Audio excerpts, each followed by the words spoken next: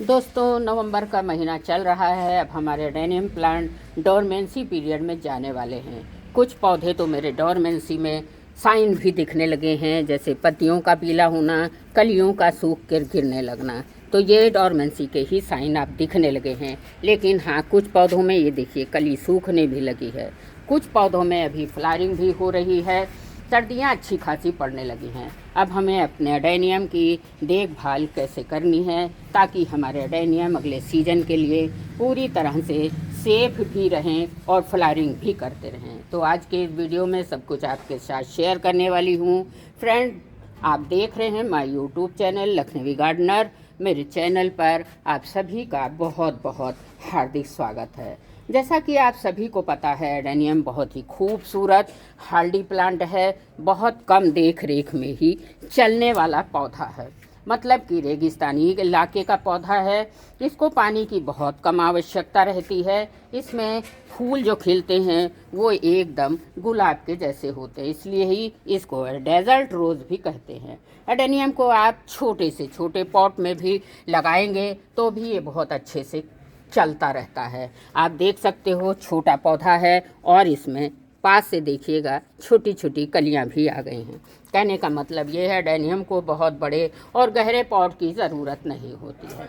अगर आप मेरे चैनल पर नए हैं साथियों, तो सब्सक्राइब कर लीजिए लखनवी गार्डनर चैनल को और बेल आइकन को भी प्रेस कर लीजिए ताकि आगे आने वाली वीडियो की नोटिफिकेशन आपको पहले से पहले मिलती रहे।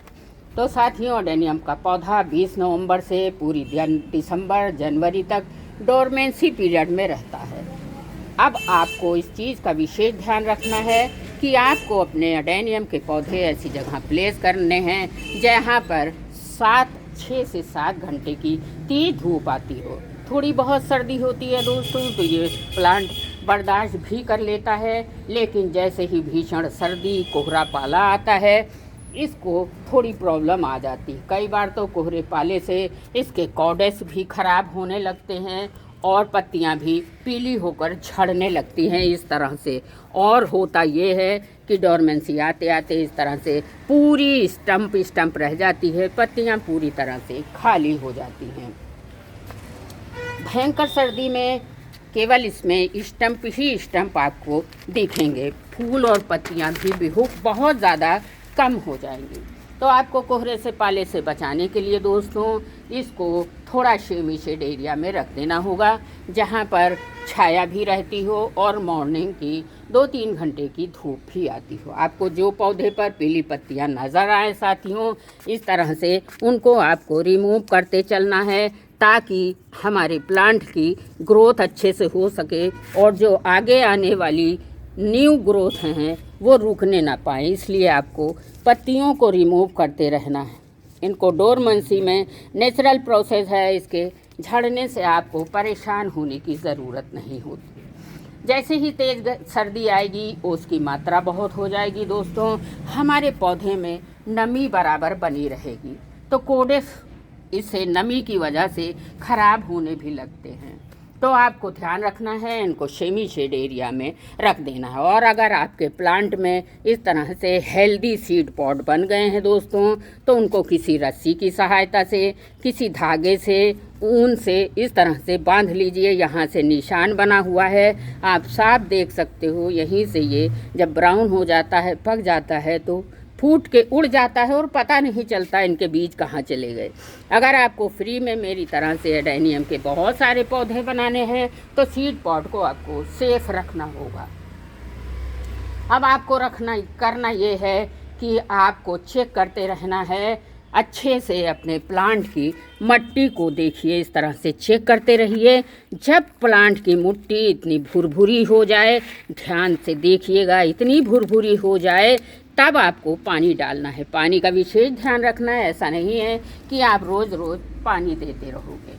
आपको दोस्तों, ये डेजर्ट रोज़ है, अपने कॉडेक्स में कम से कम 2 महीने तक का पानी स्टोर रखता है। दिसंबर और जनवरी के समय में आप 15 से 20 दिन में भी पानी देंगे तो ये अच्छे से चलते रहेंगे, इन पर कभी भी नुकसान नहीं होगा। पानी की कमी से एडेनियम कभी नहीं मरते हैं साथियों। ओवर वाटरिंग से एडेनियम हमेशा मरते हैं। तो आपका प्लांट, आपको इसकी मिट्टी की गुड़ाई साथियों 15 से 20 दिन में एक बार ज़रूर करते रहनी है, जिससे ऑक्सीजन का संचार अच्छे से बनता रहेगा, हवा पानी का अच्छे से बहाव होगा, तो हमारा प्लांट अच्छे से डेवलप भी करेगा। दिसंबर जनवरी में भी इसकी ग्रोथ रुकेगी नहीं। अब मैंने दोस्तों अच्छी तरह से ग्रोथ करता रहे पौधा, गुड़ाई करते रहिए इस तरह से। देखिए अब हमें लास्ट बार नवंबर में कौन सा फर्टिलाइज़र देना है, चलिए वो जान लेते हैं। 3 चीज़ों का मिश्रण है जो मैं आज देने जा रही हूँ। देखिए ये है नीम की खली। नीम की खली में साथियों नेचुरल फर्टिलाइज़र होता है। इसमें पोटाश की मात्रा होती, नाइट्रोजन की मात्रा होती, नेचुरल NPK है। तो आपको ये पानी की नमी और फंगस को ख़त्म कर देता है, रूट को विकसित करने में भी हेल्प करता है, और हमारी मिट्टी को दोस्तों ये नीम की खली जो है उपजाऊ भी बनाती है। आपको लेना है 2 टुकड़ा नीम की खली और इनको पीस के बारीक बना लेना है, समूचा नहीं डालना है, ध्यान रखिएगा। आप ले लीजिए 1 चम्मच नीम खली का पाउडर, और दूसरी चीज़ आपको लेनी है साथियों वुडैश। वुडैश भी बहुत अच्छा फंजीसाइड का काम करता है। ये नेचुरल पोटैश है, इसमें कार्बोहाइड्रेट, मिनरल सब कुछ पाए जाते हैं, इसलिए आप वुडैश भी मिला लीजिए। आधा चम्मच आपको इसमें मिलाना है साथियों फंजीसाइड पाउडर। फंजीसाइड पाउडर हमारे प्लांट में किसी तरह का फंगस लगने नहीं देगा। अगर आपके प्लांट में फंगस लगने की संभावना होगी तो भी ये ख़त्म कर देगा। अब आपको करना ये है कि 15 से 20 दिन में अपने हर पौधे की गुड़ाई ज़रूर से ज़रूर करते रहना है। आपको थोड़ी भी अगर इसमें है आपके पास तो वर्मी कंपोस्ट भी मिला सकते हो। बड़े पौधों में दोस्तों 1 चम्मच और छोटे बेबी प्लांटों में ये मिक्सचर अच्छे से मिला लीजिए। मिलाने के बाद साथियों इस तरह से जड़ों से थोड़ी दूर नीम के किनारे आप छोटे पौधों में आधा चम्मच दे दीजिए। बड़े पौधे हैं तो उसमें 1 चम्मच दे सकते हो आप। ये बड़ा पौधा है, बाद में दे दूंगी, नहीं तो वीडियो लंबा हो जाएगा। साथियों आपको एक ज़रूरी सूचना देना चाहती हूँ कि अब 2 महीने आपको एडेनियम में कोई भी फर्टिलाइज़र नहीं देना है। इसको आपको देने के बाद थोड़ा थोड़ा फंजीसाइड वाला पानी, आपको 1 लीटर पानी में आधा चम्मच फंजीसाइड पाउडर मिला लीजिए, और इस तरह से अपने खाद जिसमें दिया है फर्टिलाइज़र उस पौधों में पानी ज़रूर दे दीजिए, ताकि ये जड़ों तक पहुंच जाएं और जड़ें स्टम्प तक पहुंचाने का, न्यूट्रिशन को पहुंचाने का काम कर सकें। देखिए इसमें मैंने कल ही डाला था, अभी भी मिट्टी नम है। आप देख रहे होंगे ये कोडेक्स हमारे इतने मोटे ब्यूटीफुल हैं, कई लोगों ने कमेंट किया। तो साथियों आप सोच रहे होंगे ये बहुत बड़ी एज के हैं, नहीं, ये 2.5 साल के ही सारे पौधे हैं। साथियों अगर आपको इतना मैच्योर कोडेक्स चाहिए तो आप महीने में 1 बार बोन मील 1-1 चम्मच सारे प्लांटों में देते रहिए। फास्फोरस रिच फर्टिलाइज़र होता है, हमारे एडेनियम को बहुत ज़्यादा पसंद होता है। मेरे प्लांट के कोडेक्स इतने ब्यूटीफुल हैं, इतने मैच्योर हैं, उसका राज है कि केवल मैं महीने में 1 बार बोन मील ज़रूर से ज़रूर देती हूँ।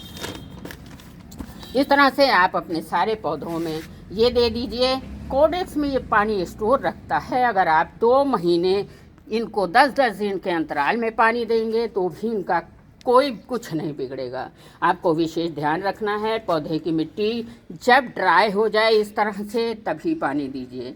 दोस्तों फरवरी के पहले आपको कोई भी खाद इन प्लांटों में आपको बिल्कुल भी नहीं देनी है।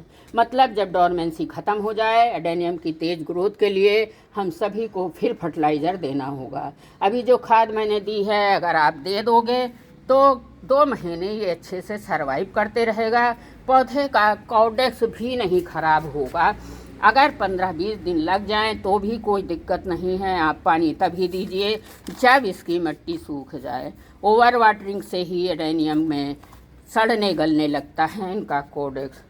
तो बस आज के लिए इतना ही दोस्तों। अगर जानकारी अच्छी लगी है तो लाइक कमेंट ज़रूर करिएगा। पहली बार हमसे जुड़े हैं तो सब्सक्राइब कर लीजिएगा। धन्यवाद।